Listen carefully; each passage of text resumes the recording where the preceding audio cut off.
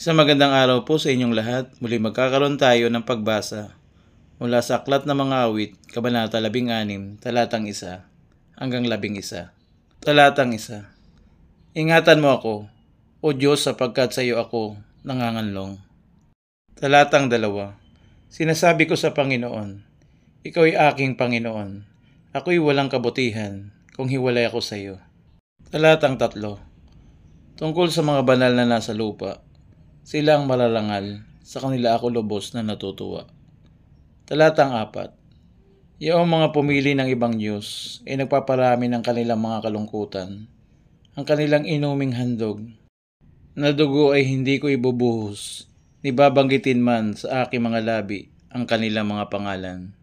Talatang 5. Ang Panginoon ang aking piling bahagi at ang aking saro, ang aking kapalaran ay hawak mo.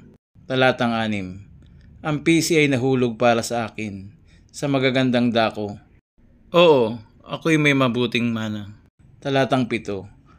Aking pupurihin ng Panginoon na nagbibigay sa akin ng payo. Maging sa gabi ay tinuturuan ako ng aking puso.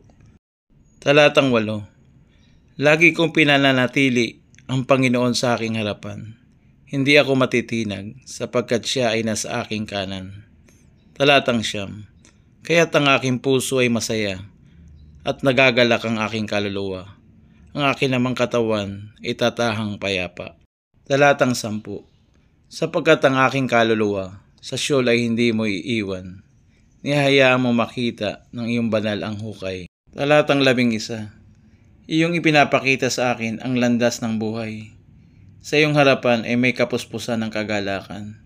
Sa iyong kanang kamay ay may mga kasayahan magpakailanman. Salamat sa salita ng Diyos sa pagkabasa mula sa Aklat ng Mga Awit, Kabanata 16, Talatang 1 hanggang 11.